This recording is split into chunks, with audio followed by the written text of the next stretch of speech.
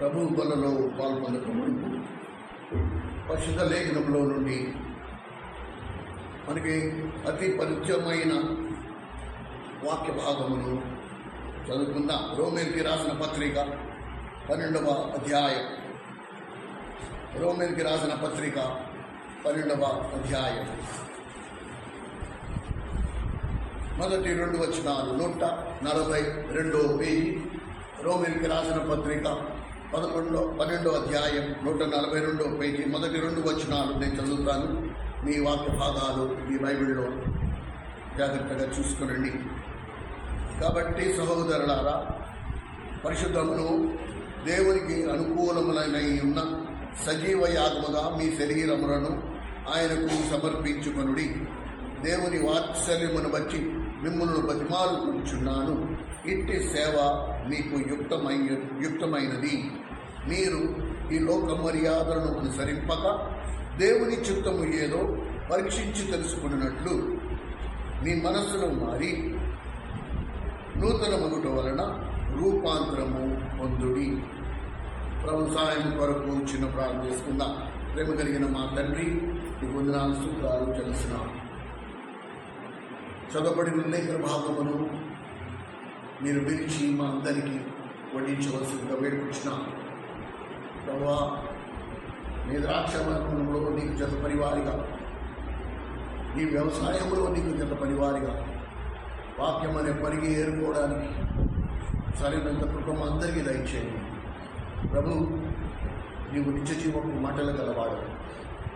నీవు నోటి నుంచి ప్రతి మాటలో జీవము కనుక దేవా, ఈ చదవబడిన లేఖన భాగం అనేక పర్యాయములు మా మందిరంలో నేను ధ్యానించి ఉన్నప్పటికీ తండ్రి, ఇది నేటికి నూతనమైంది, నూతన జీవముతో కూడింది. కనుక ఈ రోజు కొరకు ఈ వాక్యంలో ఉన్న జీవాన్ని మా అందరిలో ప్రవేశపెట్టును. ఈ దాసు విశ్వయోజుడు నిసులు చాట మరుపచ్చు వర్తలేని ఆత్మతో అభిషేకించు. ప్రభువా, ఈ దాసునితో పాటు నీవు లేకపోతే ఈ దాసుడు ఏమీ మాట్లాడలే. నిష్ప్రయోజకుడు, అసమర్థుడు ప్రభు ఈ సన్నిధిలో కూర్చున్న లేఖనమును బోధించుటకు అయోగ్యుడైన సన్నిధిలో గుర్తు ఈ రక్త ప్రోక్షణ కింద పుస్తకడి పరిశుద్ధపరిచి ఈ పరిశుద్ధ లేఖనమును ఉచ్చరించే శక్తి సామర్థ్యమును మీరు దయచేయమని మానవ తలంపులో మానవ ఆలోచనలు సంపూర్ణంగా కొట్టివేసి నీ పళ్ళు వర్తమానమును మేమందరము గ్రహించేలాగా మాకు అర్థమయ్యే భాషను మాకు బోధించి నేను తమైన ప్రభావము నీకు ఆరోపిస్తూ స్తుతిస్తోత్రములు చెల్లిస్తూ యేసుక్రీస్తు వారికి పరిశుద్ధమైన నామములో ప్రార్థించి స్తుతించడం తండ్రి. ఈ వాక్యము మనందరికీ ఎంతో పరిచయం.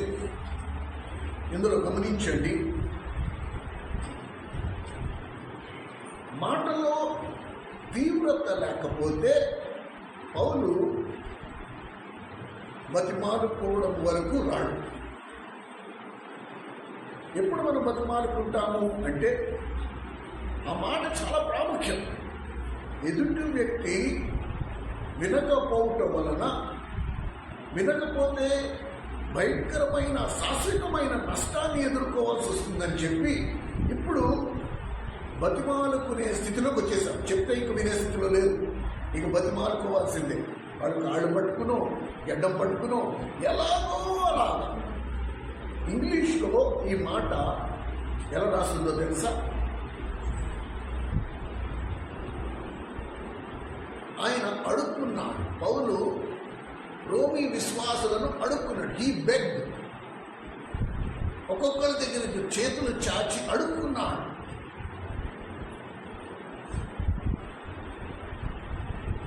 మీ అందరికీ నేను మనవి చేస్తున్నానని ఒక్కొక్కరి దగ్గరికి వెళ్ళి అడుక్కున్నట్టుగా మనము ఇంగ్లీష్లో చూస్తున్నాం.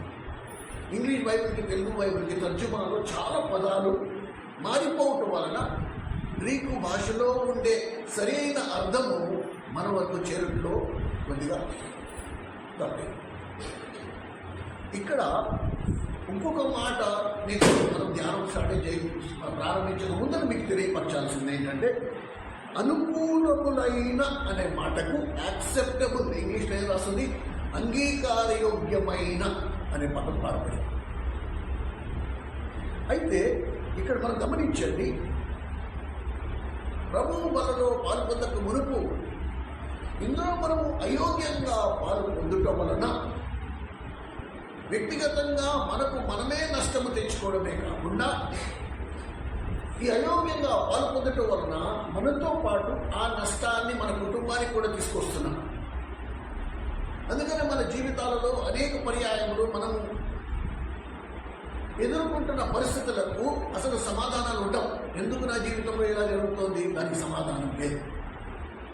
నాకే ఎందుకు జరుగుతుంది, దానికి సమాధానం లేదు. ఇలాగే ఎందుకు జరుగుతుంది, దానికి సమాధానం లేదు. వీటన్నిటికీ కారణాలు ఏంటంటే నేను అయోగ్యంగా, అలవాటుగా, ఆచారంగా దేవుని బలలో పాల్పొందటం వలన, దేవుని బలంటే గ్రహింపు లేకుండా పాల్పొందటం వలన వ్యక్తిగతంగా నేను నష్టపోవడమే కాకుండా ఈ నష్టాన్ని నా కుటుంబానికి కూడా అంటించాను. అందుకే దేవుని బల్ల దగ్గరికి వచ్చేటప్పటికి నిజంగా ప్రతి ఒక్కడికి దేవుని భయం ఉండాలి. నేను ఎవరి బల్లని తాకపోతున్నాను, ఇది దేవుని బల్ల, ఇది దేవుని బల్ల. అందుకనే ప్రభు అన్నాడు, మీరు ఈ బల్ల దగ్గరికి వచ్చినప్పుడల్లా నా మరణమును జ్ఞాపకం చేసుకోండి, ఇది నా శరీరము. నేను దేవుని శరీరాన్ని తాకనై ఉన్నాను, నాకు అర్హత ఉందా? ఆ భయము వణుకు ప్రతి ఒక్కరిలో ఉండాలి. నేటి క్రైస్తవ సమాజంలో బల్ల అనేది ఒక చులకనగా మారిపోయింది. ప్రియమైన సహోదర సహోదరి, ఇక్కడ మనం ఒక మాట అర్థం చేసుకోవాల్సింది ఏంటంటే, ఈ సమస్యలు, ఇలాంటి పరిస్థితులు మనకు ఎందుకు వచ్చాయి అంటే మనంతటా మనము దీన్ని ఆహ్వానించాం. మన ఇంటి ద్వారాలు తెరిచి లోపలికి రండి అని మనమే ఆహ్వానించాం. మనము జీవించే మన క్రైస్తవ జీవితం నిర్లక్ష్యంగా జీవించటం వల్ల, దేవునికి వాక్యానుసారంగా కాకుండా మనకి తోచినట్టుగా జీవించటం వల్ల, ఈ లోకంలో ఎక్కడ పడితే అక్కడ ప్రతి దానితో రాజీ పడిపోవటం వల్ల, దేవుడు చెప్పలే, నువ్వు నిర్ణయించుకుని దేవుణ్ణి వెంబడించడానికి మొదలుపెట్టావు. ఇప్పుడు దేవుణ్ణి వెంబడించే వారికి కొన్ని నియమాలు ఉన్నాయి. గొర్రెలు ఎలాగైతే కాపరి వెంట నడుస్తాయో, దేవుని నమ్ముకున్న మనము, ఆయన ప్రధాన కాపరి అయిన మనము ఆ గొర్రెలముగా ఆయన వెంట నడవలసిన వారమై ఉన్నాం. ఆయన ఏ బాటలో ప్రయాణించాడో మనం కూడా అదే బాటలో నడవాల్సిన వారమై ఉన్నాం. ఆయన అడుగుజాడలలో నడవలసిన వారమై ఉన్నాం. అలా నడవకుండా ఉదయము పరిశుద్ధాత్ముడు మాట్లాడుతున్న రీతిలో మనకి నచ్చిన మార్గంలో మనం తొలగిపోతే, నేను త్రోవ తప్పి నడిచి తిని, గొర్రెలు ఎప్పుడు త్రోవ తప్పవసరం. ఒక గొర్రె ఎదురు కాపరి ముందు నడుస్తుంటే దాని వెనక గొర్రెలన్నీ కూడా వరుసగా వెళ్తూ ఉంటాయి. ఒక్క గొర్రె కూడా త్రోవ తప్పదు. త్రోవ తప్పింది అంటే అది తెలిసే ఉద్దేశపూర్వకంగానే తప్పింది. త్రోవ తప్పిపోవడం అనే మాటకి రెండు అర్థాలు ఉన్నాయి. ఒకటి, ఈ ఊరు కొత్త, నేను ఇలా వచ్చాను కానీ వెళ్ళేటప్పుడు నేను మర్చిపోయాను, ఏ దారిలో నేను వచ్చానో మర్చిపోయాను, నేను ఎక్కడో తప్పిపోయాను. అప్పుడు వాళ్ళని అడగడం ఇది వేరు. కానీ నేను నడవలసిన త్రోవ ఇదే అని నాకు తెలిసిన తర్వాత కూడా ఒకవేళ నేను త్రోవ తప్పాను అంటే అది నేను ఉద్దేశపూర్వకంగానే తప్పాను. ఇలా వెళ్తే ప్రమాదం అని నాకు తెలుసు, అయినా కూడా నేను ఆ నిర్ణయాన్ని తీసుకోవాల్సి వచ్చింది. నేను తీసుకున్నాను కనుక దాని ప్రభావం ఖచ్చితంగా మనమందరము అనుభవించవలసిన వారమై ఉన్నాం. ఈ కొలత నీకైనా నాకైనా ఒకటే. దేవుని వాక్యము రెండంచెలు గల ఖడ్గము కంటే వాడిదై, కనుక అది నిన్ను ఎలా కోస్తుందో నన్ను కూడా అలాగే కోస్తుంది, రెండు పక్కన. ఏమండి, ఇక్కడ మనం గమనించాల్సింది ఏంటంటే, దేవుడు అడిగే నైవేద్యం, దాన్ని నమ్ముకున్న వారు రక్షింపబడిన తర్వాత వాళ్ళు చేయవలసిన ఈ కార్యం. క్రైస్తవ సమాజంలో 99% క్రైస్తవులు ఈ ఒక్క చోటే తప్పిపోతారు. వాళ్ళ దృష్టిలో రక్షింపబడ్డమే సమస్తం అనుకుంటున్నాడు వాడు. వాళ్ళ దృష్టిలో మేము రక్షింపబడ్డామా, బాప్తిజం పొందేశామా, వాళ్ళలో పాలు పొందుతున్నామా, ఇదే సమస్తం, ఇదే క్రైస్తవ్యం, ఇంకేమీ లేదు. కానీ లేఖనం అలా చెప్పట్లా. లేఖనం ఏం చెప్తోంది? రోమిల్ రాసిన పత్రిక 12వ అధ్యాయం 1వ వచనం, సహోదరులారా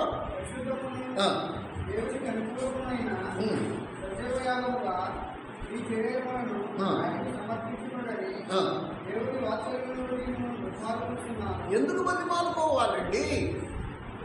నిన్ను ఎందుకు బతిమాలుకోవాలి? మనందరినీ ఎందుకు బతిమాలుకోవాలి? రోమిల్ని ఎందుకు బతిమాలుకున్నాడు? చెప్తే నోటితో చెప్తే సరిపోతుంది కదా. ఏమండి, మీ దేహమును సజీవ యాగంగా మీ దేవుడిని సమర్పించుకుని ఇట్టి సేవ యుక్తం అంటే రీజనబుల్, నువ్వు చేయగలిగింది ఎంతే అంటాం. ఇట్టి సేవ యుక్తము అంటే నువ్వు దేవుని కొరకు మహా అయితే చేయగలిగింది ఏంటి? నీ దేహమును సజీవ యాగముగా ఆ దేవునికి సమర్పించడం. దీనికంటే ఎక్కువ నువ్వేమీ చేయలేవు అని చెప్పడం. ఏమండి, అయితే ఇక్కడ మనము ఒకవేళ నేను అలా చెయ్యకపోతే, నా దేహమును నేను సజీవ యాగముగా నా దేవునికి సమర్పించకపోతే ఏమవుతుంది? ఇప్పుడు సమాధానం ఏంటి దానికి? నేను ఆయన చేత అంగీకరించబడను. నేను ఇంతకు ముందరే చెప్పాను. ఇంగ్లీష్ బైబుల్లో ఎలా ఉంది తెలుసా? ఈ అనుకూలములైన మాట దగ్గర యాక్సెప్టబుల్, అంగీకారమైన సజీవ యాగముగా. కాబట్టి సహోదరులారా, పరిశుద్ధమును దేవునికి అంగీకారమునైన సజీవ యాగముగా మీ దేహం.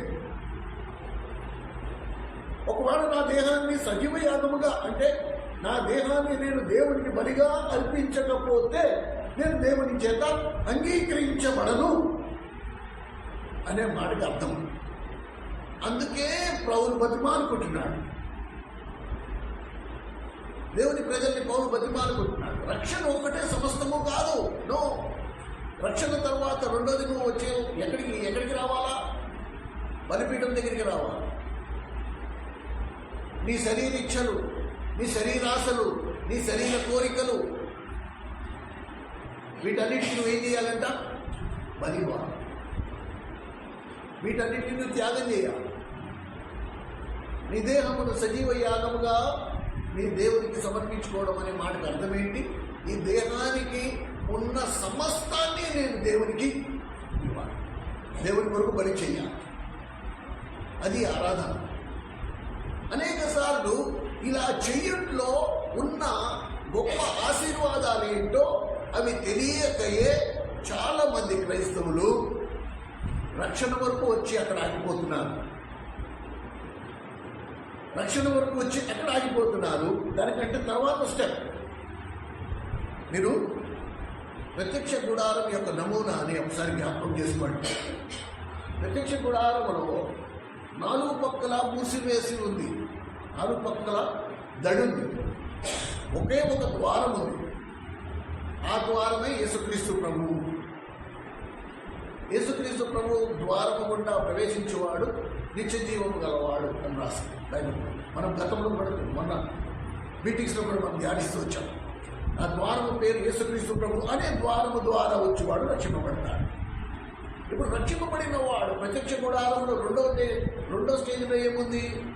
ఆ ద్వారం లోపలికి వచ్చాను, నేను రక్షింపబడ్డా. మనమందరము ద్వారం లోపలికి వచ్చాం, రక్షింపబడిన వారు. రాగానే రక్షణ మనకు వచ్చేసింది. చదివాం కదా యోహాను సువార్తలో, జ్ఞాపకం ఉందా రిఫరెన్స్ ఎవరికైనా? లోపలికి వచ్చి బయటికి వెళ్ళచ్చు. రిఫరెన్స్ ఏంటి చూడండి ఒకసారి. 10వ అధ్యాయం 9వ వచనం. నేనే ద్వారమును, నా ద్వారా ఎవడైనా లోపలికి ప్రవేశించిన ఎడల వాడు రక్షింపబడును. కనుక ప్రభువు ద్వారం గుండా మనం లోపలికి వచ్చి రక్షింపబడిన వారం అయ్యాం. ఇప్పుడు రక్షింపబడితే సరిపోద్దా? ప్రత్యక్ష గుడారములో నమూనాలో యేసుక్రీస్తు ప్రభు అనే ద్వారము గుండా లోపలికి వచ్చిన వారందరూ రక్షింపబడిన వారే. మనమందరం లోపలికి వచ్చాం.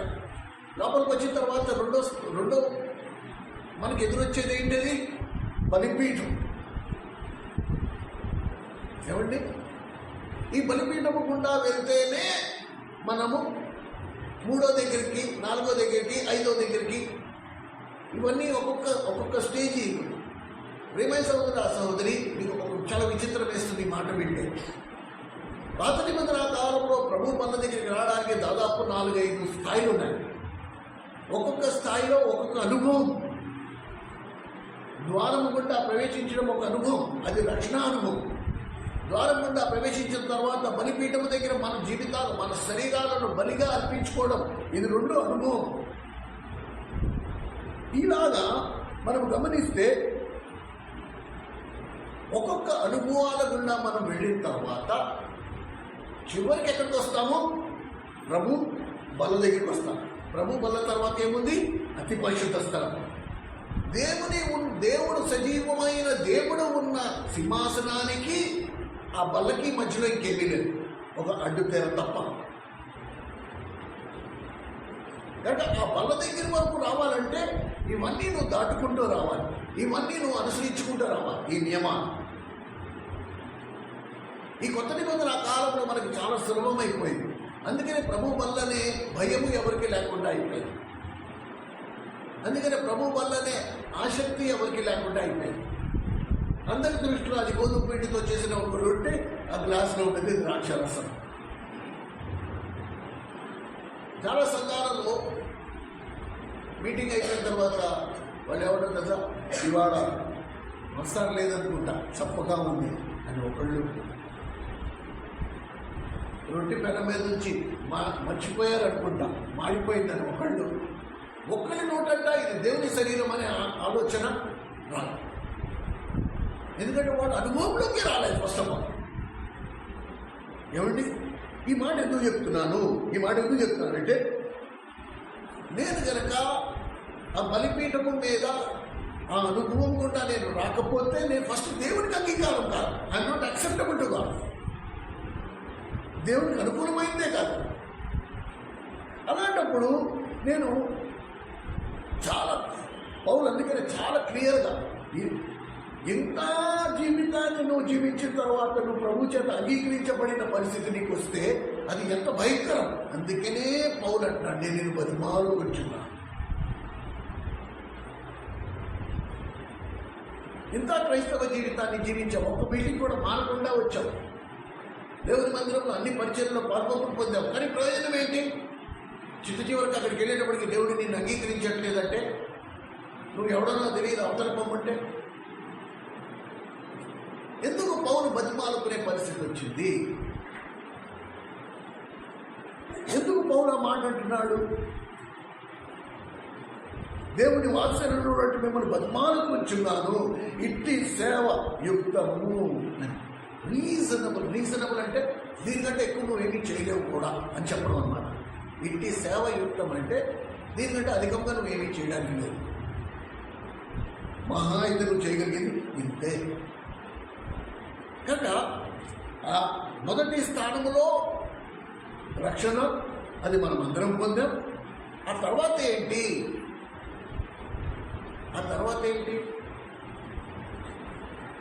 గొర్రెల తలుపు లోపలికి వచ్చాము. ఇప్పుడు మనం ఏం చేసాము? ఆ ద్వారం లోపలికి వచ్చిన తర్వాత ఎవరు కుర్చీలో కూర్చోవాలంటే వాళ్ళు కుర్చీలో కూర్చున్నారు, ఎవరు కింద కూర్చోవాలి వాళ్ళు ముందుకు వచ్చి కింద కూర్చున్నారు. కానీ ఆ తలుపు దాటి లోపలికి వచ్చిన తర్వాత అక్కడే టచ్ ఆడితే ఎలా ఉంటుంది? ప్రియమైన సహోదరి, అపోస్తుడైన పౌలు జీవితంలో ఈ అనుభవం ఉంది కాబట్టి పౌలు ఇంత బలంగా ఆ మాట రాయిస్తున్నాడు. పౌలు కూడా రక్షింపబడ్డాడే కానీ పౌలు ఇంకా సిలువైపడిన అనుభవంలోకి రాలే. కాబట్టి పౌలు జీవితం మొత్తం కూడా తారుమారుగా అయిపోయినట్టుగా మనకు అనిపిస్తుంది. ఏది ముట్టుకున్నా నష్టమే, ఏది చేసినా దేవుని పేరున చేసే పరిచయమే. మళ్ళీ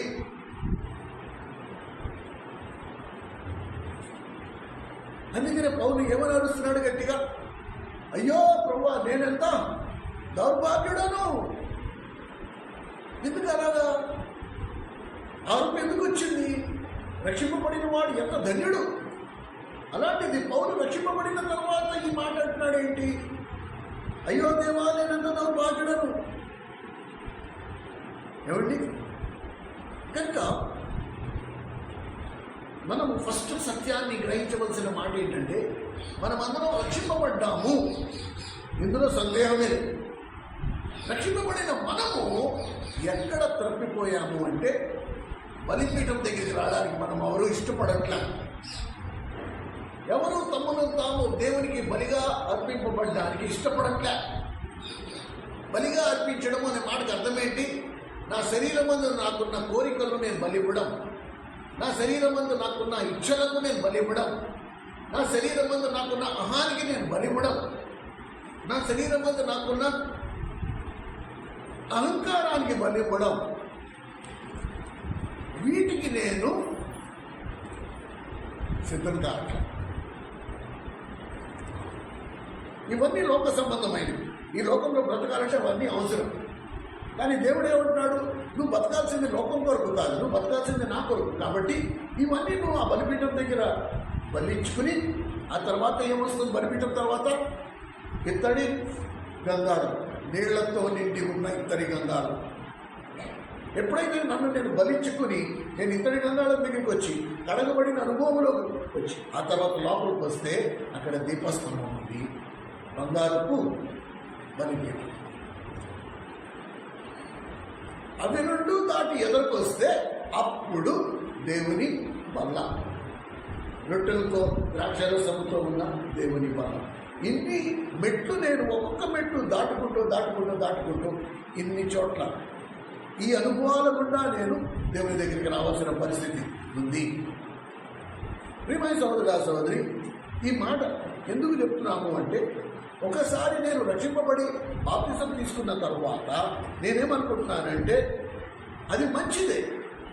రక్షింపబడి బాప్తిసం తీసుకోవడం ఇది మంచిది, ప్రతి ఒక్కరికి అవసరం ఇది. కానీ ఆ తర్వాత ఏంటి? సగటు విశ్వాసి అక్కడ ఆగిపోయాడు. ఇప్పుడు ఏమనుకుంటున్నాడంటే, నేను రక్షింపబడ్డా, బాప్తిసం తీసుకున్నా, ఇప్పుడు ప్రతి వారం నేను బలలో పాల్పొందుతున్నాను కాబట్టి రేపు నేను దేవుని రాజ్యంలో ఉండవు. దానికంటే ముందు నువ్వు నిశ్చయపరచుకోవాల్సింది ఏంటి? నువ్వు దేవుని చేత అంగీకరించబడ్డావా లేదా? ప్రభువా, నువ్వు నన్ను అంగీకరించావా? నీకు సంపూర్ణ నిశ్చయత ఉండాలి. అంగీకరించబడే అనుభవంలోకి మనమందరం రావాలి. ఏమండి? ఇంకొక విచిత్రమైన మాట చెప్తా. యేసుక్రీస్తు ప్రభు తానే ఆ ద్వారము గుండా ప్రవేశించిన తర్వాత ప్రభు జీవితంలోనే సిలువ తప్పలేదు. ప్రభువే సిలువను తప్పించుకుని రాలేకపోయాడు. ప్రభు జీవితంలో సిలువ తప్పనప్పుడు ఆ ప్రభువుని వెంబడిస్తున్న నీవు నేను మన జీవితంలో మన సిలువ అనుభవాన్ని తప్పించుకుని నేరుగా పరలోకానికి వెళ్తామని ఎలా అనుకున్నారు మీరు?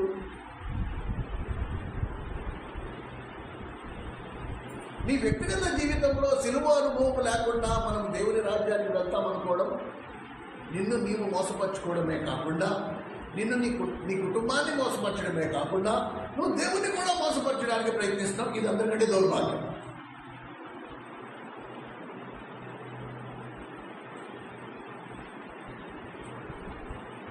మనం ఏం రుజువుపరుచున్నామంటే, నేను అందరికంటే పెద్ద మూర్ఖుడిని, నేనున్న సంఘము అందరికంటే మూర్ఖపు సంఘము, అసలు నేను ఆరాధించే దేవుడే అందరికంటే పెద్ద మూర్ఖుడు.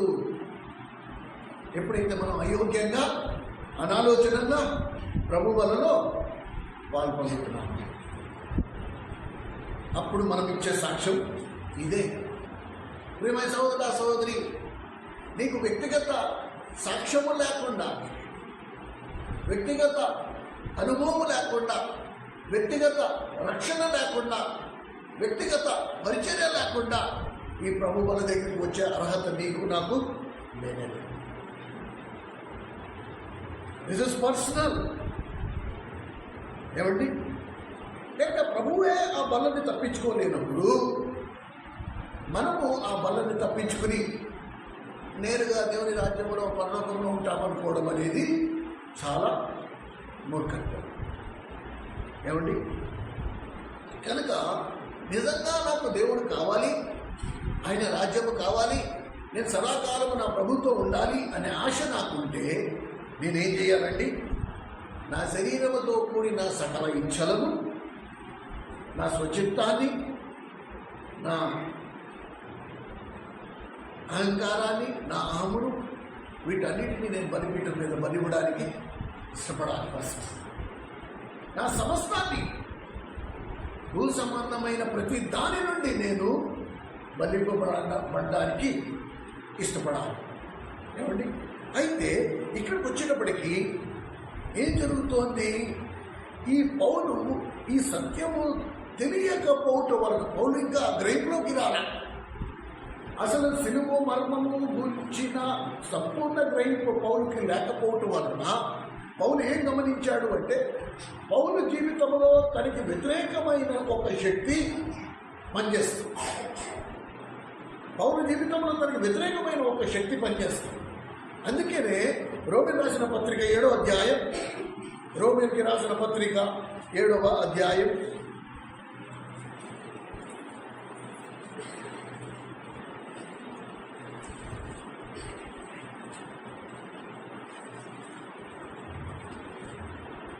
24వ వచనం, అయ్యో నేనెంత దౌర్భాగ్యుడను, ఇంటి మరణముకు లోనైన నా శరీరము నుండి నన్ను ఎవరు విడిపిస్తాడు? చూసా, ఈ శరీరము నన్ను నా ప్రభువు దగ్గరికి వెళ్ళడానికి ఆటంకపరుస్తోంది. ఈ శరీరం నన్ను వెనక్కి లాగుతోంది. ఈ శరీరము నా చేత ఏం చేయిస్తోంది? నేను ఏది చేయకూడదు అనుకుంటున్నానో అదే చేస్తున్నాను.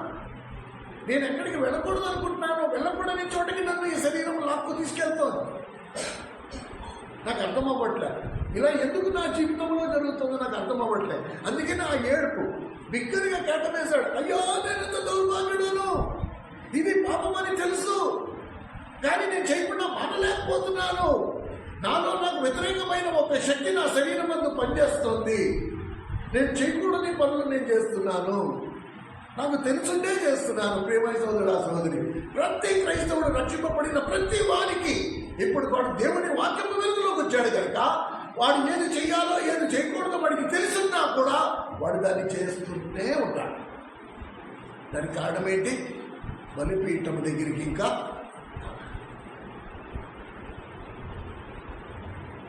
కనుక దేవుడు ఏం అంగీకరించట్లా? దేవుడు ఫస్ట్ నిన్ను అంగీకరించట్లా. కనుక నీతో పాటు ఏమి అంగీకరించట్లా?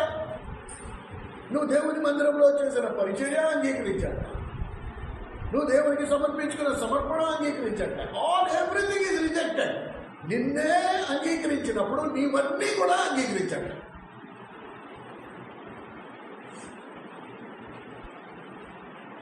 Very very important lesson. మనమందరం ఎంతవరకు నువ్వు ఈ సిలువ బలిపీఠం అనుభవాన్ని దాటి రావో అంతవరకు నువ్వు నేను దేవుడికి అంగీకారము కాదు. ఇది రోమిల్కి రాసిన పత్రిక 12వ అధ్యాయం 1వ వచనంలో వెరీ క్లియర్, చాలా స్పష్టం.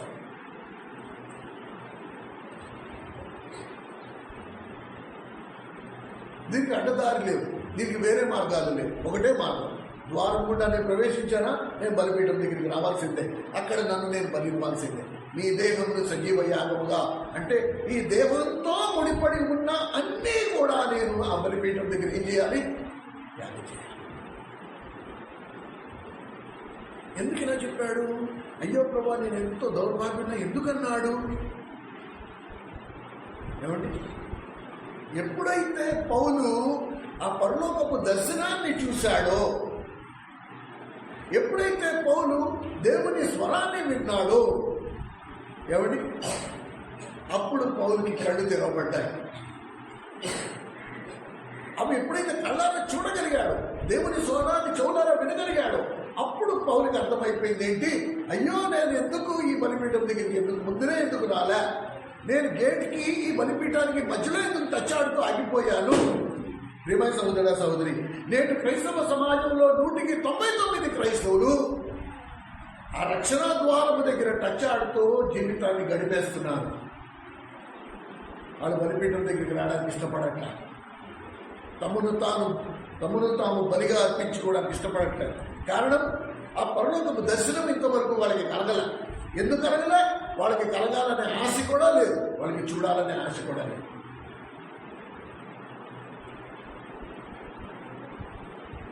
కానీ పౌరు తమ ఆత్మీయ జీవితంలో సంతృప్తి లేడు. ప్రభు, నాకు ఇది సరిపోవట్లేదు, నాకు ఇంకా కావాలి. కనుక ఎప్పుడైతే ఇవి చూశాడో దానిని బట్టి పౌరుకి అర్థమైపోయింది, ఎందుకు నా జీవితంలో ఎన్ని సమస్యలు, ఎందుకు నా జీవితంలో ఏదో ఒక శక్తి నా దేహానికి, నా జీవితానికి వ్యతిరేకంగా పనిచేస్తోంది. పౌలు యెరూషలేములో సువార్త ప్రకటిస్తున్నప్పుడు యేసుక్రీస్తు ప్రభు తానే పౌలుకి దర్శనమిచ్చి ఏమన్నా దర్శనం, పౌలా యెరూషలేము వదిలేసేపు ఇక్కడికి సువార్త ఎవరు వినరు. ప్రకటిస్తుంది దేవుని సువార్తే కదా, వినకపోవడం ఏంటి అంటే అంతే, వినరు. నీకు ఇంకా సిలువ అనుభవం లేదు, నీ శరీరంలో నువ్వే ఉన్నావు. ఇవి అయిన తర్వాత పౌలు పూర్తిగా పగిలిపోయాడు, విరిగిపోయాడు. తన మోకాల మీదకి వచ్చి ఇప్పుడు దేవుని సన్నిధిలో కన్నీరుతో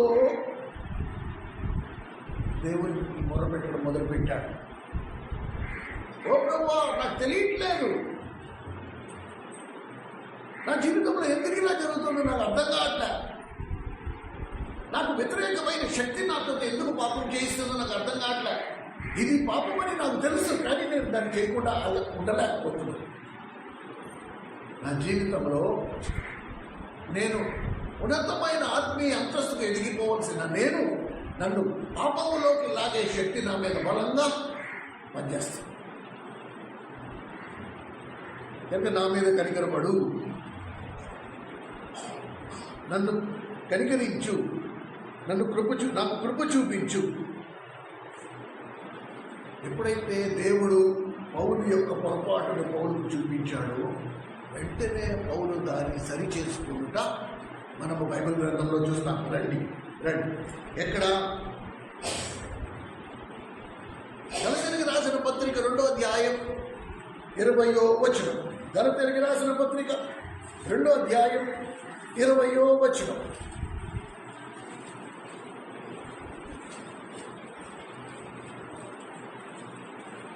గలతీయులకు రాసిన పత్రిక 2వ అధ్యాయం 20వ వచనం. నేను క్రీస్తుతో కూడా సిలువైబడి ఉన్నాను, ఇకను జీవించువాడను నేను కాను, క్రీస్తే నా యందు జీవించుచున్నాడు. ఈ అనుభవంలోకి ప్రియమైన సోదరుడా సోదరి మనమందరము రావాలి. నీ నోటితో నువ్వు ఈ మాట చెప్పగలిగే స్థితిలోకి రావాలి. ఇక జీవించువాడను నేను కాను, క్రీస్తే నా శరీరం మందు జీవించుచున్నాడు అనే మాట నువ్వు చెప్పగలిగే అనుభవంలోకి రావాలి. పౌలు నోటితో చెప్పాడు, ఇక జీవించువాడను నేను కాను. ప్రియమైన సోదరుడా సోదరి, పరిశుద్ధాత్ముడు ఈ వాక్యము ధ్యానిస్తున్నప్పుడు ప్రభు ఎలా తెలుస్తుంది నేను సిలువ వేయబడ్డానా లేదా ఎలా తెలుస్తుంది అంటే చాలా సింపుల్. ఆయన అందుకనే పరిశుద్ధాత్మ భాష ఎంత సరళంగా ఉంటుంది, ఎంత సులభంగా ఉంటుందో అర్థం చేసుకోవడానికి. ఈ ప్రశ్న నేను రాసుకున్నాను.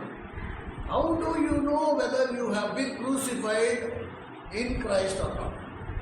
ఎలా తెలుస్తుంది నేను క్రీస్తుతో పాటు సిలువైపడ్డానా లేదా ఎలా తెలుస్తుంది అనగానే పరిశుద్ధాత్మ అన్నాడు, నువ్వు ఒక పరిస్థితిని ఎదుర్కొన్నావు. ఆ పరిస్థితిని ఎదుర్కొన్నప్పుడు నీ లోపల నుంచి నువ్వు బయటకు వస్తున్నావో లేకపోతే యేసుప్రభు బయటకు వస్తున్నాడో చూసుకో. అర్థమైందా నేను చెప్పేది? నీ జీవితంలో ఒక పరిస్థితి వచ్చిందండి, ఈ పరిస్థితిలో స్పందించడానికి నీలోంచి బయటికి యేసుప్రభు వస్తున్నాడా లేకపోతే నీ అంతటి నువ్వే వస్తున్నావా? ఎవరో వచ్చారు, నిన్ను గాయపరిచే ఒక మాట అన్నాడు అనుకుందాం ఉదాహరణకి. వాడు వచ్చి నిన్ను అన్న మాటకి నీ లోపల నుంచి నువ్వు బయటకు వస్తున్నావా సమాధానం చెప్పడానికి, లేకపోతే ప్రభు వస్తున్నాడా? ఇది ఎలా తెలుస్తుంది? నీ నోటి నుంచి వచ్చిన ఆ మాటను బట్టే తెలుస్తుంది ప్రభు బయటకు వచ్చాడా లేకపోతే బయటకు వచ్చాడా. ఇప్పుడు ఎల్లప్పుడూ ప్రభువే బయటికి రావాలి అంటే పౌలులాగా నేనేమనాలి? నేను క్రీస్తుతో పాటు సిలువే. కనుక ఏ పరిస్థితి నేను ఎదుర్కొంటానో ఆ పరిస్థితిలో నేను కాదు ఆలోచించవలసింది, ఆ పరిస్థితిని నేను కాదు స్పందించాల్సింది, నాలో ఉన్న ప్రభువే స్పందించాలి. కనుక నేను ఎలా ఉంటా? చచ్చిన శవం ఎలా ఉంటుందో నేను అలా ఉంటా. ఎందుకంటే నేను క్రీస్తుతో పాటు సిలువైబడిన అనుభవంలో ఉన్నాను కాబట్టి నాకు ఎటువంటి స్పందన ఉండదు. నాకు కోపము ఉండదు, దుఃఖము ఉండదు, ఏడుపు ఉండదు, నిట్టూర్పు ఉండదు. నేను అసలు చచ్చిన శవంతో సమానం. ఇప్పుడు నాలో ఉన్న ప్రభు స్పందించా. పౌలు జీవితంలో అనుభవపూర్వకంగా పౌలు దాన్ని రుచి చూశాడు కనుక ఇప్పుడు పౌలు సాక్ష్యం ఇవ్వగలుగుతున్నాడు. ఇక జీవించు, నేను క్రీస్తుతో పాటు సిలువైబడ్డా, ఇక జీవించేవాడు నేను కాదు. అదేంటి పౌలా, నీకు ఎంతో రోషము, నువ్వు అసలు మాట పడే మనిషివి కావు, ఇప్పుడే ఇలా అంటున్నావు అంటే అప్పుడు వేరు. అప్పుడు నేనున్నా, ఇప్పుడు నేను క్రీస్తుతో పాటు సిలువైబడ్డా, ఇక జీవించువాడను నేను కాదు, క్రీస్తే నా శరీరం మందు జీవిస్తున్నాను. కనుక స్పందించేది ఎవరు? యేసుప్రభు. ఏమండి, ఇది మనము ఎప్పుడు వస్తుంది ఈ మాట అంటే, నేను ఆ బలిపీఠం దగ్గరికి వచ్చినాను, రక్షణ ద్వారం గుండా ప్రవేశించి ఆ బలిపీఠం దగ్గరికి వచ్చినప్పుడు నా సమస్తమును నేను బలిపీఠం మీద పెట్టి ఆ ప్రభువుకే సజీవ యాగంగా బ్రతికుండగా నా కోరికలను, నా ఇచ్చలను, నా సమస్తమును నా చిత్తంతో సహా నేను ఆ బలిపీఠం మీద పెట్టి నేను క్రీస్తుతో పాటు సిలువైబడ్డాను. ఇక మీద ప్రభువా నువ్వు చెప్పు, నీ చిత్తం. అండ్ ఎంత విచిత్రమో చూడండి, లేఖనం కూడా ఎంత స్పష్టంగా రాస్తుంది. నేను ఇలాగ చేస్తేనే ప్రభు తన చిత్తాన్ని నాకు బయలుపరుస్తాడు. ఈ రోమీయులకు రాసిన పత్రిక 12వ అధ్యాయం మొదటి నుండి వచ్చిన మాట, నేను బలి అవుతేనే, నా సమస్తాన్ని నేను శిలువ మీద బలి అర్పించుకుంటేనే దేవుని చిత్తాన్ని నాకు బయలుపరుస్తాడు. లేకపోతే దేవుడి చిత్తం తనకు నాకు బయలుపరచాడు. ఎంతవరకు నీ కోరిక, నీ చిత్తము, నీ ఇష్టమును నెరవేర్చుకోవడానికి ప్రయత్నిస్తావో నీకు దేవునికి అసలు సంబంధమే ఉండదు. పౌరులాగా చెప్పు, నేను క్రీస్తుతో పాటు సిలువైబడ్డా కనుక నా కోరికలు ఉండవు, నాకు ఇచ్చలు ఉండవు, నా కోపాలు ఉండవు, నా యందు జీవించుచున్న యేసుక్రీస్తు ప్రభువే. ఏమండి ప్రియమైన సహోదరుడా, సహోదరి, అందుకనే అయ్యో నేనంత దౌర్భాగ్యుడను అన్న పౌలు రోమీయులకు రాసిన పత్రిక 8వ అధ్యాయం 27, 37 వచ్చిన దగ్గరికి వచ్చేటప్పటికి ఇప్పుడు ఇంకొక పెద్ద కేక వేస్తున్నాడు. చూడండి ఎక్కడి నుంచి ఎక్కడికి వచ్చాడో చూడండి. రోమీయులకు రాసిన పత్రిక 8వ అధ్యాయం 37వ వచనం. రోమీయులకు రాసిన పత్రిక 8వ అధ్యాయం 37వ వచనం. ఇందును గురించి రాయబడింది ఏమనగా,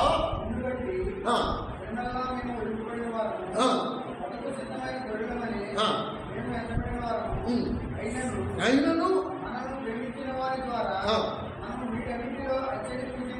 అత్యధికమైన విజయం పొందుతున్నాం. మోర్ దెన్ కాంకరర్స్ అని రాస్తుంది. విజయం కంటే అత్యధికమైన విజయం, మామూలు విజయం కాదు ఇది.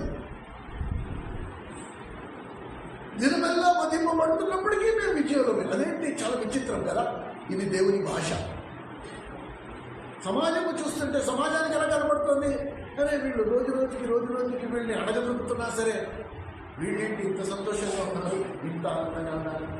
దినమెల్లా మేము వధింపబడుతున్నాం, అయినను మేము అత్యధికమైన విజయం పొందుతున్నాం. నా విజయం ఎక్కడి నుంచి వస్తుంది? నేను వధింపబడి నుంచి వస్తుంది.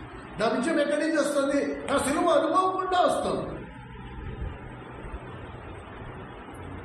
కనుక ఏ పౌలు అయ్యో నేను ఎంత దౌర్భాగ్యంగా అన్నాడో అదే పౌలు నేను దినమెల్లా వధింపబడుతున్నప్పటికీ అత్యధికమైన విజయం పొందుతున్నాను అన్నమాట చెప్పగలుగుతాను.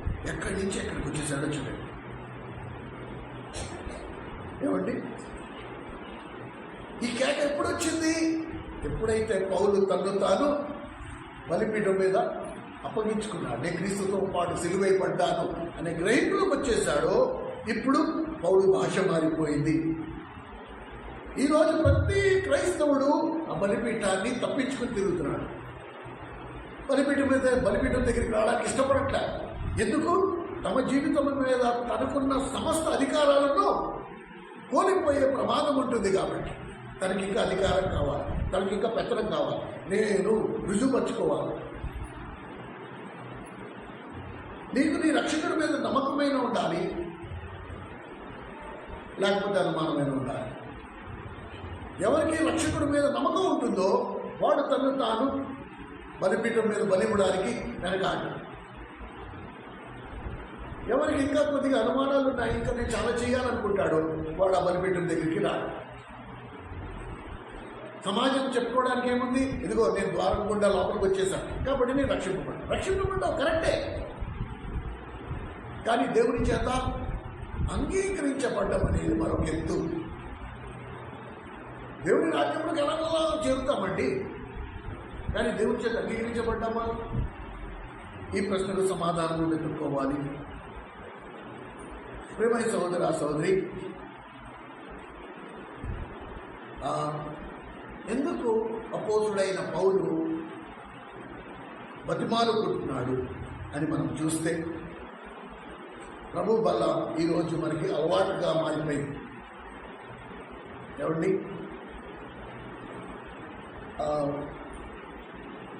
ఈ బల్ల మనం ఎక్కడ చూసామో ఇందాక నేను చెప్పిన వరుస క్రమంలో మనం చూస్తే ఎక్కడి నుండి ఈ బల్ల అంటే ఫస్ట్ గమిని యేసుక్రీస్తు ప్రభు అనే ద్వారం ప్రత్యక్ష గుడారం యొక్క నమూనా మీరు ఇంటికెళ్ళాక చూడండి. బైబిల్లో ప్రతి బైబిల్లో చివరికి ఉంటుంది. లేకపోతే మళ్ళీ సార్ రండి, ఈసారి దాని మీద మనం బైబిల్ స్టడీ తీసుకుందాం. ప్రత్యక్ష గుడారం యొక్క ద్వారము గుండా లోపలికి వచ్చిన వారందరూ రక్షింపబడిన వారు. ఇప్పుడు లోపలికి వచ్చిన తర్వాత మొట్టమొదటి నువ్వు ఎదుర్కోవాల్సింది బలిపీఠం. ఎక్కడ నిన్ను నీవు క్రీస్తుతో పాటు సిలువేయబడిన అనుభవంలోకి వస్తావు. ఆ బలిపీఠం దగ్గర నుంచి ఇత్తడి గంగారం అక్కడికి వచ్చి నిన్ను నీవు కడుక్కోవాలి. ఆ తర్వాత లోపలికి వెళ్తే దీపస్తంభము, బంగారపు బలిపీఠం ఉంది కొట్టి. ఇది దాటిన తర్వాత అప్పుడు మనం ఎదుర్కొనేది రొట్టెలు ఉండే దేవుని బల్ల. ఈ రొట్టెలు ఉండే దేవుని బల్లకి అతి పరిశుద్ధ స్థలంలో ఉండే దేవునికి మధ్యలో ఇంకేమీ లేదు. పరోక్షంగా ఈరోజు బలలో పాల్పొందకు మునుపు నువ్వు నేను మనము చేస్తున్న పని ఏంటో మీకు ఒక్కసారి చెప్తాను, చాలా జాగ్రత్తగా వినండి. ప్రభువు బలలో పాలు పొందుట వలన అతి పరిశుద్ధ స్థలములో ఉండే దేవుణ్ణి కలుసుకున్నటకు నిన్ను నీవు సిద్ధపరచుకుంటున్నావు. ఎంతమంది ప్రభు వలలో పాల్పొందుతున్నారో వారు ప్రభువు రాకడ కొరకు తమను తాము సిద్ధపరచుకుంటున్నారు. కానీ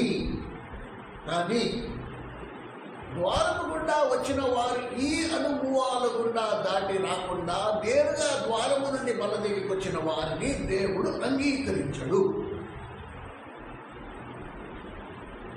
కొత్త నిబంధన సంఘాలలో చాలా ఈజీ అయిపోయింది. దేవుడు కరుణా వాత్సల్యములు గలవాడు. నీకు నాకు ఎన్నో ఆదివారాలు, ఎన్నో తరుణాలు మనకి ఇచ్చాడు సరిచేసుకోవడానికి. మళ్ళా నీకు బలిపోయడానికి జ్ఞాపం చేస్తున్నాడు. ఏమంటున్నాడు? రొట్టెని చేతిలో పట్టుకుని ఇది నా శరీరం వల్ల ఆ రొట్టెని విరిగిన రొట్టెని ఏమన్నాడు? ఇది నా శరీరము. ప్రభు వాళ్ళ దగ్గరికి వచ్చినప్పటికీ ఫస్ట్ నేను ఏం జ్ఞాపకం ఉంచుకోవాలి అంటే, ప్రభు ఏమంటున్నాడు?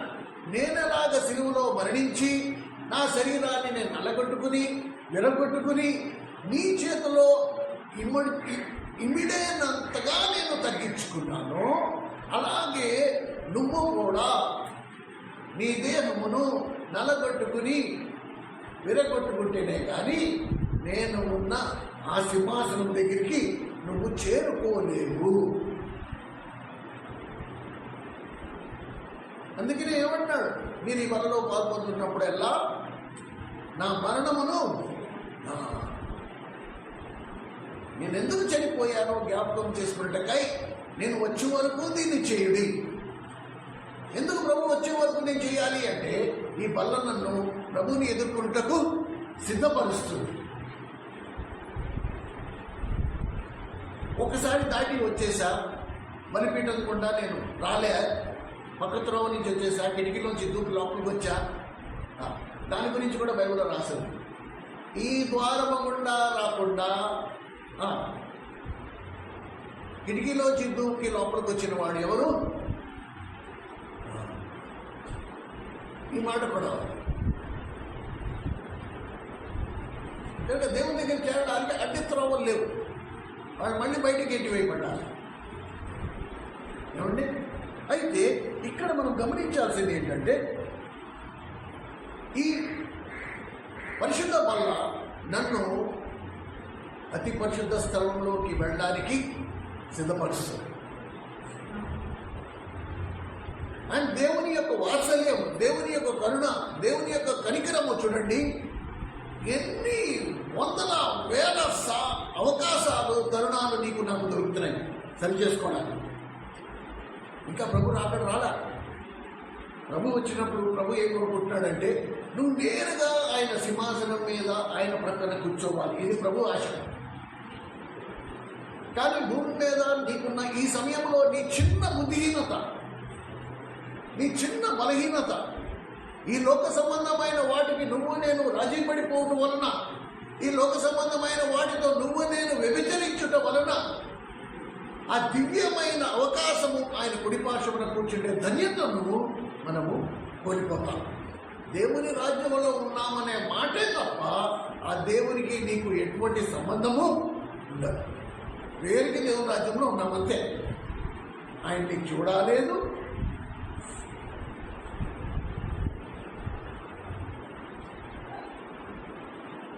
ఇలాంటి దౌర్భాగ్యమైన పరిస్థితి మనకి ఎన్నడూ రాకుండాక. దానికి అందరికంటే పెద్ద రుజువు ఏంటి తెలుసా? నేడు దేవుని వల్ల వెటకారమైపోయింది క్రైస్తవులకి. తల్లులు ఒక్కొక్కసారి చిన్నపిల్లలు ఉన్నప్పుడు వాళ్ళకి తెలియకుండానే ఒక చిన్న మొక్క పిల్లల నోట్లో పెడుతూ ఉంటారు. ఆ సీరియస్నెస్ అనేది లేదు. ఆ బల్లి ఇచ్చేటప్పుడు బయట ఉన్న వాళ్ళు లోపలికి వచ్చి వాళ్ళు కూడా బల్ల తీసుకుంటూ ఉంటారు.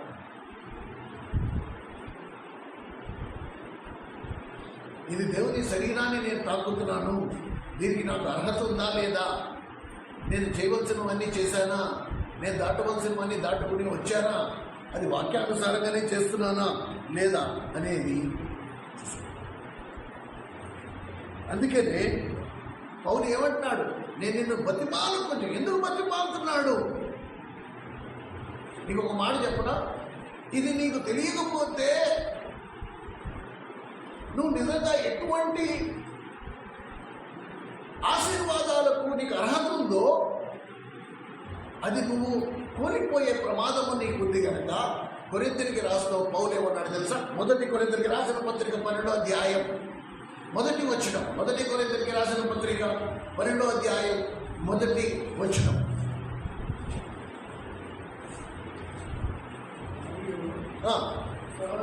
సహోదరులారా, ఆత్మ సంబంధమైన పరమును గూర్చి మీకు తెలియకుండా నాకు ఇష్టం లేదు.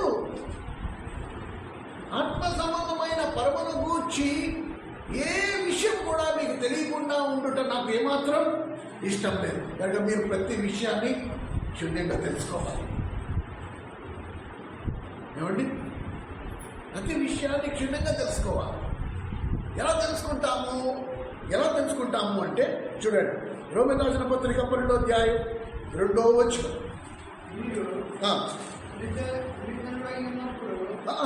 12:2 రోమా 12:2 మీరు ఈ లోక మర్యాదను అనుసరింపక చాలు.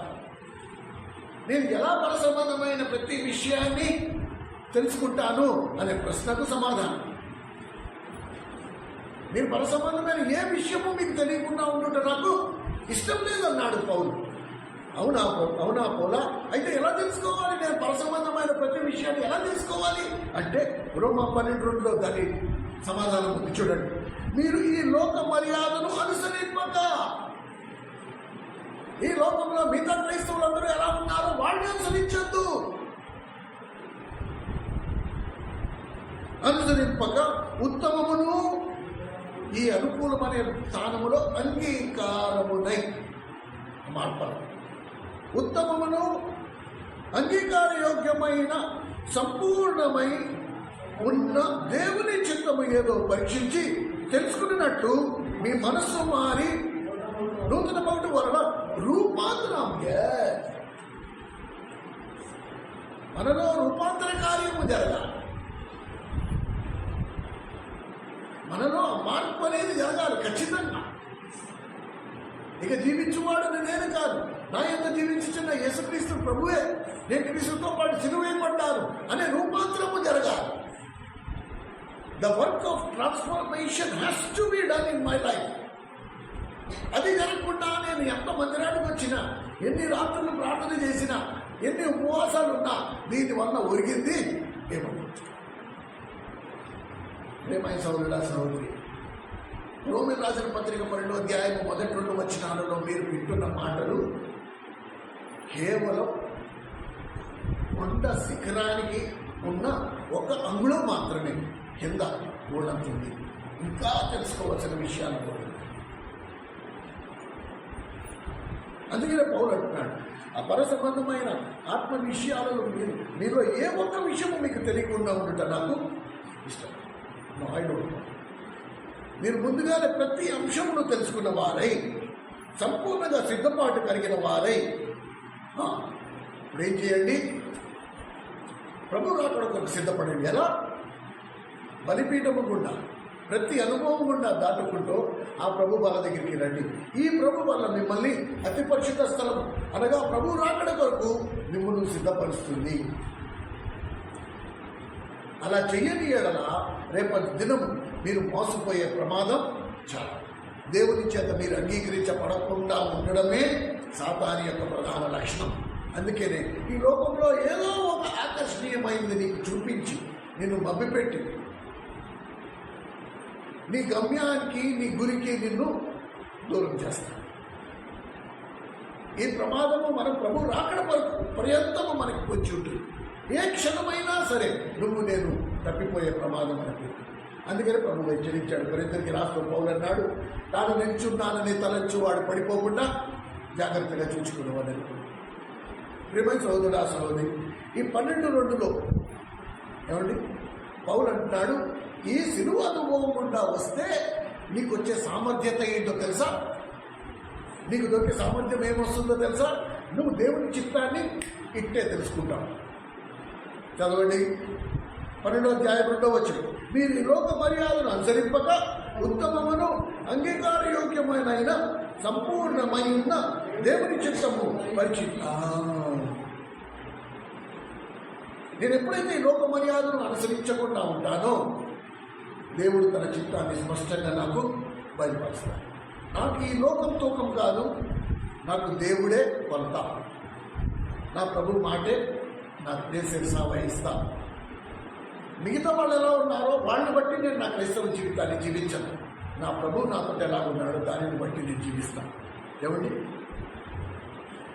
ఒక వృద్ధుడు పౌలు లాంటి వ్యక్తే ప్రార్థనలో కన్నీటితో ప్రార్థనలో అడుగుతున్నాడు దేవుణ్ణి, దేవాలు నన్ను ఎందుకు ఇలాగా తయారు చేశావు? నా జీవితం అంతా ఓడిపోతూ వచ్చా, నా జీవితం అంతా నేను పడిపోతూ వచ్చా, నువ్వు నన్ను ఎందుకు ఇలా తయారు చేశావు? సండే స్కూల్లో పాట కూడా ఉంది, తర్వాత నేను చెప్పాలి వినిపిస్తాను. ప్రభు అన్నాడు, నేను ఇంకా నిన్ను తయారు చేయలే. ఇక్కడ కూర్చున్న అందరికంటే పెద్ద వయసు గల వాడితో సహా దేవుడు చెప్పిన మాట ఏంటి తెలుసా? నేను ఇంతవరకు నిన్ను తయారు చేయలేదు, నేను ఇంకా నిన్ను తయారు చేస్తున్నా. I'm still making you. నేను ఇంకా పూర్తిగా నిన్ను తయారు చేయలే, నేను ఇంకా నిన్ను తయారు చేస్తూనే ఉన్నా. కనుక మన జీవితంలో మనం పడుట, లేచుట, ఇవన్నీ దేవుడు మనల్ని తయారు చేయట్లో ఒక ప్రణాళిక, ఒక ప్రక్రియ, ఇట్స్ అ ప్రాసెస్. ప్రియమైన సోదరుడా సహోదరి, ఇంత మోసి ఇన్ని అనుభవాలు ఉన్న తర్వాత కూడా పౌలు కొరింథీయులకు రాస్తూ అన్నాడు, ఇంత మీకు బోధించిన నేను. ఇది పౌలు అంటున్నాడు. మొదటి కొరింథీయులకు రాసిన పత్రిక 9వ అధ్యాయం 27వ వచనం. మొదటి కొరింథీయులకు రాసిన పత్రిక 9వ అధ్యాయం 27వ వచనం.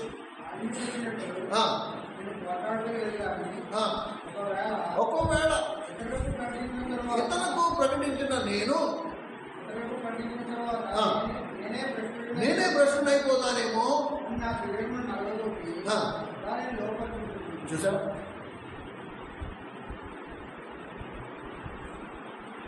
ఇతరులకు ప్రకటించి ఇతరులకు వాక్యం బోధించి నేను ప్రశ్న అయిపోతానేమో. అందుకే ఏం చేస్తున్నాను, నా శరీరాన్ని ఎలా కొట్టుకుంటున్నా, మాటికి నేను ఆ బలిపీఠం దగ్గర తీసుకెళ్తున్నాను. మాటికి నన్ను సిలువకు అప్పగించుకుంటున్నాను.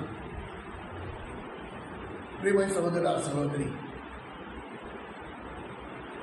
ప్రభు వల్ల మన ఎదుర్కొండా ఉన్న ఈ ప్రభు వల్ల ఎంత గొప్ప ఆశీర్వాదము భూమి మీద ఉండగా నేను ఆ ప్రభువుని అనుభవించే గొప్ప ధన్యత,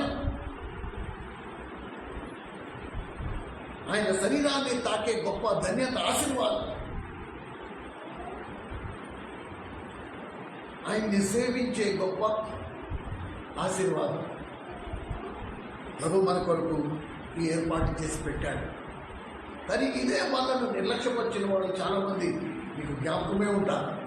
అనన్య సఫేరాలు బలలో పాల్పొంది ఏం చేశారు, తమ ప్రాణాలు పోగొట్టుకున్నారు.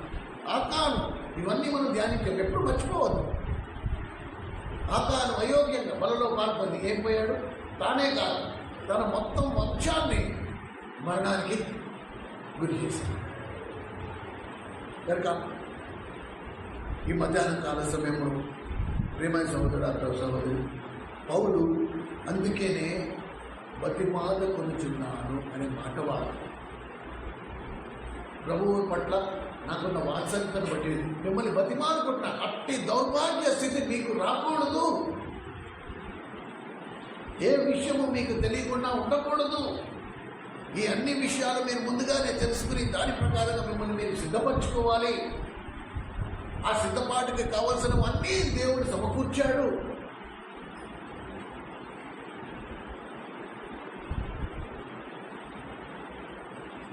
పైగా ఇది దేవుని చిత్తం అనే ముద్ర కూడా వేశాడు.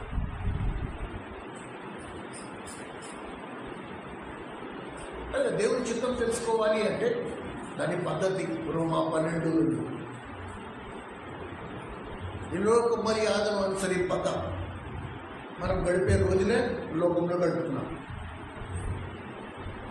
ఎంతమంది లోకంలో లోకానికి వేరుగా గడుపుతున్నారో ఇది దేవుడు వేళ్ల మీద లెక్క పెట్టగలరు. ఆంధ్ర రాష్ట్రంలో 5 కోట్ల జనాభా ఉన్నారు. ఈ 5 కోట్ల జనాభాలో దేవుని నమ్ముకున్న క్రైస్తవులు ఎంతోమంది ఈ లోకములో లోకానికి వేరుగా ఉంటున్నాడో వారిని దేవుడు వేళ్ల మీద లెక్క పెట్టగలడు. నా స్థానం ఎక్కడుందో ఒక్కసారి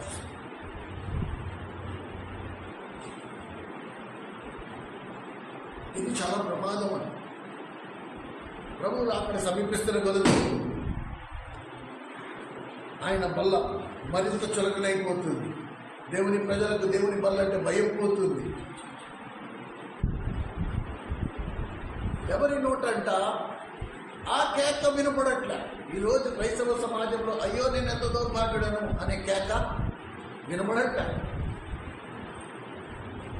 అందరూ దృఢ సంకల్పం, దృఢ నిశ్చయంతో ఉన్నారు. ఏమని, ఒకసారి ప్రాణం పోతే నేను దేవుని రాజ్యంలో ఉంటా. కానీ పౌలు హెచ్చరికను సీరియస్గా తీసుకోవట్లే. ఏ విషయము నీకు తెలియకుండా ఉండటం నాకు ఇష్టం లేదు అనే సీరియస్నెస్ నో. రక్షింపబడ్డా, మన మనసు పొందేసా, బాప్తిసం ఇచ్చేశారు, వాళ్ళలో పొందుతున్నా. ప్రభు వచ్చాడంటే నేరుగా అక్కడికి వెళ్ళిపోతా.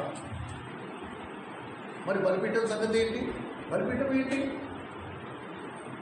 నా జీవితం అంతా ఎక్కడ టచ్ ఆడుతూ గడిపేశా. ఆ ద్వారానికి బలిపీఠకి మధ్యన ఉగీసులు ఆడుకుంటూ నేను కూడా ప్రభు దేవుని ప్రజలతో పాటు ఆ బలిపీఠం మీద బలైపోయినట్టు నటిస్తూ ఆ దగ్గరికి వెళ్ళి మళ్ళీ వెనక్కి ద్వారం దగ్గరికి వచ్చేసి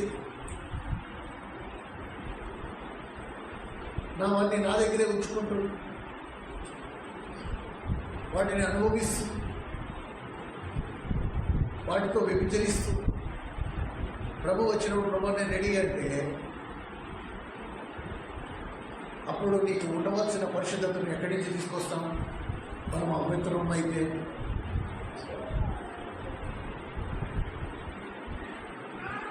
మన కుటుంబాలలో ప్రార్థన చేసినామా, లేకపోతే తల్లిదండ్రులు మరి ముఖ్యంగా వాళ్ళ పిల్లలకి ఏమంటారు? రే నీకు దండం రా ఇలా నీ చేతులెట్టి నేను బతిమాలుకుంటున్నానే, ప్లీజే ఇది కరెక్ట్ కాదు నానా, ఇది నీకు మంచిది కాదు నానా అని ఎంత బతిమాలుకుంటున్నా సరే వాళ్ళు ఏం చేస్తారు? తెలిసిందే, వీళ్ళకేం తెలుసు? పౌలు అలాగే బతిమాలుకుంటున్నాడు. ప్రభు వాత్సల్యం బట్టి మిమ్మల్ని బతిమాలుకుంటున్నా. నేను నష్టపోయాను, మీరు అలా దయచేసి నష్టపోకండి, ప్లీజ్ నా మాట వినండి. పరసంగమైన ఆత్మసంబంధమైన ఏ విషయం మీకు తెలియకుండా ఉండడం నాకు ఇష్టం లేదు. అయ్యో మీరు ఎవరైనా తప్పిపోతారేమో అని నాకు భయమేస్తోంది. చిట్టు చివరికి మీకు బోధిస్తున్నాను, నేనే భ్రష్టుడిని అయిపోతానేమో అని. చూడండి, పిల్లల విషయంలో తల్లిదండ్రులు ఎంత వేదన, ఎంత బాధపడుతూ ఉంటారు. వాడిని బతిమాలుకుంటారు, వద్దురా రే ఇది కరెక్ట్ కాదు, ప్లీజ్ రా నా మాట వినరా, నేను నష్టపోయాను, నీ వయసులో నేను అలా ఉండి నేను నష్టపోయాను, నువ్వు అలా నష్టపోవడం నాకు ఇష్టం లేదు, నీకు బంగారు భవిష్యత్తు ఉంది.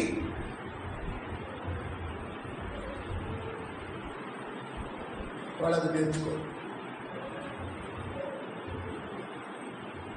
నేను ఈ మాట అనుభవంతో ఎందుకు చెప్తున్నా అంటే నా మటుకు నేనే నా తల్లిదండ్రులతో ఎదురు సమాధానం చెప్పాను. ఏమని? మీ జీవితాన్ని మీరు అనుభవించేశారు, ఇప్పుడు మా జీవితాన్ని మేము అనుభవించే సమయమున మీ హితబోధ మీకు గుర్తొచ్చింది.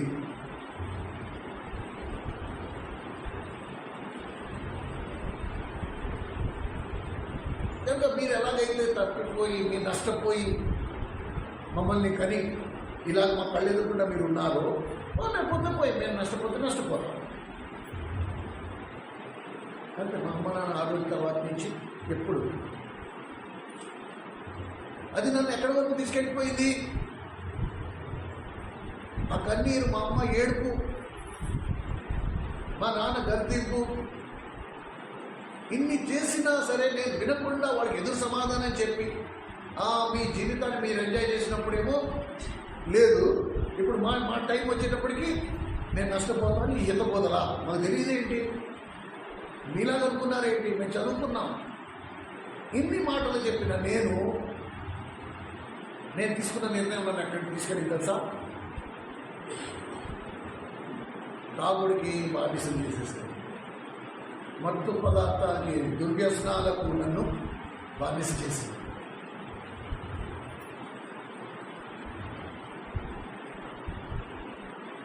ఈ తల్లిదండ్రులు ఎప్పుడు చనిపోతే వాళ్ళ ఆస్తిలో నాకు వాటా వస్తుందనే స్థాయికి తీసుకెళ్ళిపోయింది. ఇది ఈ లోకం మనకి నేర్పించేది.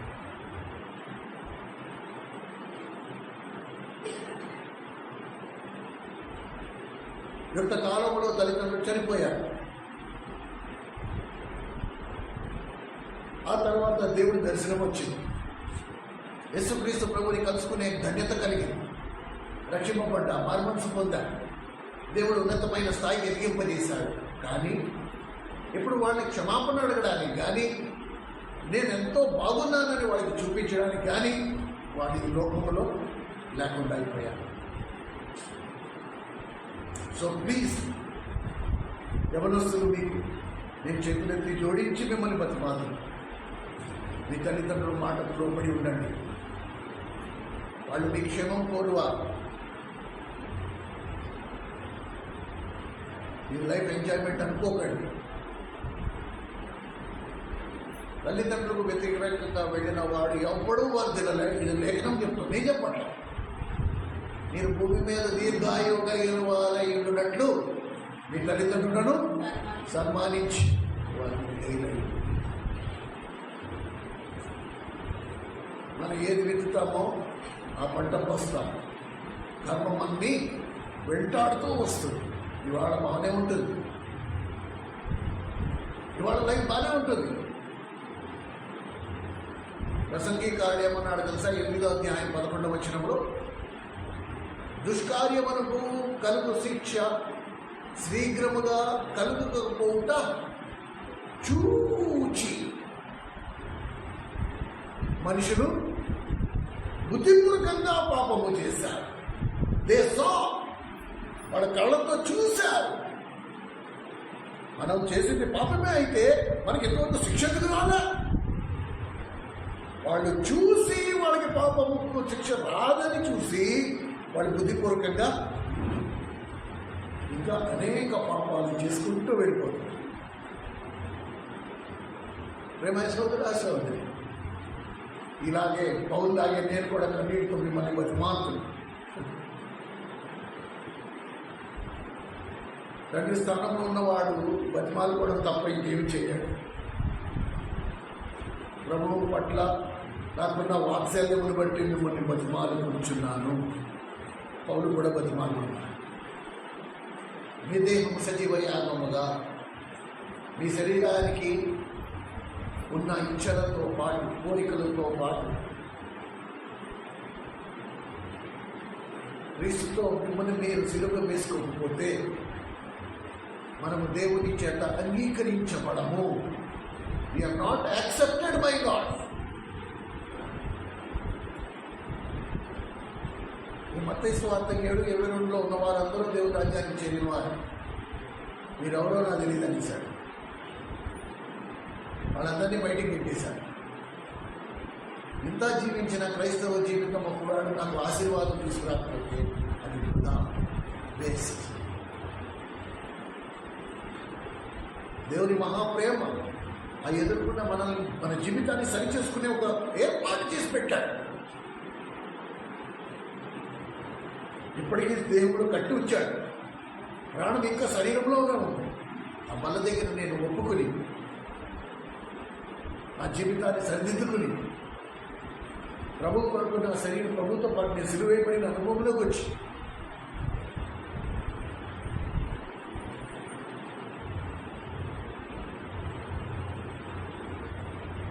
ఆయన రాకడ దినము నేను భ్రష్టుడు కాకుండా ఉంటే నేను ఆయన చేత అంగీకరించబడతాను. లేదా మన జీవితము భూమి మీద వృధా అయిపోయింది, వేస్ట్ అయిపోయింది. ప్రార్థన చేసుకున్నాము, దయచేసి